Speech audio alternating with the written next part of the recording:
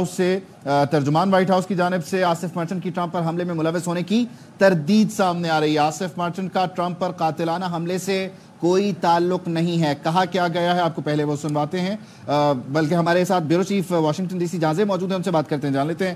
جہاں زیب بتائیے گا، وائٹ ہاؤس اس کو ٹوٹلی نگیٹ کر رہا ہے جو سی این این کی سٹوری ہے۔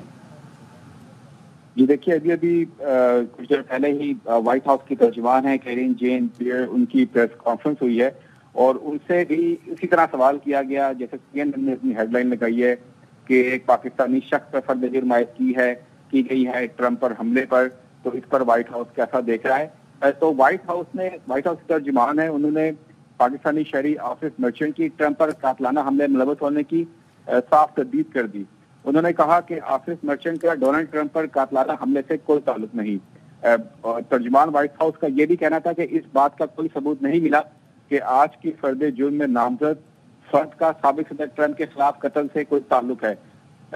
ترجمان کا یہ بھی کہنا تھا کہ ہم سابق سیاستدانوں کے خلاف دھمکیوں کا سراغ لگا رہے ہیں اور ہم اس کے بارے میں بہت واضح ہیں، اور ایران کی طرف سے قاسم سلیمان کے قتل کا بدلہ لینے کی جو کوشش کی جا رہی ہے وہ کافی عرصے سے کوشش کی جا رہی ہے، اور انٹیلیجنس ادارے، ہوم لینڈ سیکیورٹی جو ہے اس طرح کی حملوں کو ناکام بنانے کے لیے جو ہے وہ اپنی کوششیں کر رہی ہے۔ انہوں نے کہا کہ ان خطرات کے خلاف ایک جامع جو ہے وہ رد عمل تیار کیا جا رہا ہے اور اس پر عمل درآمد کیا جائے گا۔ انہوں نے یہ بھی کہا کہ ان خطرات سے نمٹنے کے لیے جو ہے امریکی انٹیلیجنس ادارے سرمایہ کاری بھی کر رہے ہیں اور اپنا جو نیٹ ورک ہے تحقیقات کا اس کو بھی جو ہے بڑھایا جا رہا ہے۔ انہوں نے کہا کہ ان خطرات سے نمٹنے کے لیے جو ہے ایران کو براہ راست جو ہے انتباہ کیا جائے گا، ایران کو کہا جائے گا کہ اس طرح کی ٹھیک ہے۔ جہاں زیب ترجمان وائٹ ہاؤس نے کہا کیا ہے، ہم ذرا وہ سنوا بھی دیتے ہیں۔ Thank you. In the last hour, the Justice Department announced that a Pakistani man with ties to Iran was arrested for a plot to kill former President Trump. This plot was foiled. We're not even a month from the assassination attempt in Pennsylvania. What is the administration's reaction to this? I mean, another assassination attempt. So I'll say this. So we are aware of the indictment that you're mentioning by the DOJ today. Going to be really mindful. I will refer you to DOJ as it's an ongoing law enforcement investigation. I'll add this, that based on DOJ's ongoing investigation, there has been no evidence to suggest that the individual named in today's indictment has any connection to the assassination attempt against former President Trump that happened in Butler, Pennsylvania. But anything else, that is something that I would have to refer to the Department of Justice. What happened? I mean, this alleged plot. Look, we have said many, many times, and I want to be really clear because this is a DOJ, it's an ongoing law enforcement DOJ indictment, so I'm going to be really mindful. But we have said many times that we have been tracking Iranian threats against former politicians. We've been very clear about that. These threats arise from Iran's desire to seek revenge for the killing of Qasem Soleimani.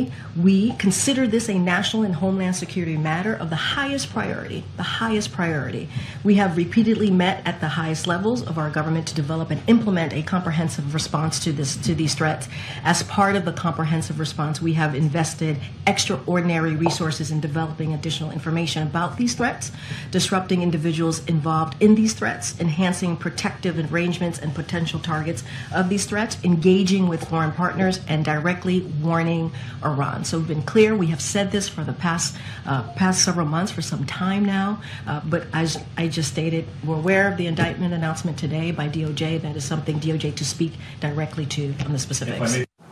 تو ترجمان white house کی جانب سے آپ تردید سن لی ہے۔ سی N N کی خبر یہ ہے کہ پاکستانی شہری جس کی عمر 46 سال ہے، نام آصف مرچنٹ ہے، ٹرمپ پر حملے کی منصوبہ بندی سے متعلق نیو یارک سٹی کی کورٹ نے فرد جرم عائد کر دی ہے، اور ساتھ ہی ساتھ یہ کہا ہے کہ ایرانی حکومت کے ساتھ مبینہ رابطے تھے، اگست یا ستمبر میں دیگر عہدیداروں پر بشمول ٹرمپ حملے کرنے تھے۔ یہ سی این این کی خبر ہے، آپ اپنی ٹیلی ویژن اسکرینز پر دیکھ سکتے ہیں۔ جبکہ دوسری طرف آپ نے ترجمان وائٹ ہاؤس کو سنا جو اس کی تردید کر رہی ہیں۔ تو یہ زرد صحافت نہیں تو کیا ہے بریگیڈیئر راشد بری صاحب؟ یہ سی این این جیسا ادارہ کہ جس پر دنیا بھر کے میڈیا ہاؤسز کی نظر ہوتی ہے، امریکہ کے معاملات کو لے کر، انٹرنل معاملات، انٹرنیشنل معاملات کو لے کر کریڈیبل مانا سمجھا جاتا ہے، وہ زرد صحافت کر رہا ہے، کیا اغراض و مقاصد کیا ہو سکتے ہیں؟ دیکھیں، یہ اس کے اغراض و مقاصد تو یہی ہو سکتے ہیں کہ ایک تو سینسیشنلزم اور دوسرا کسی اسلامی ملک کو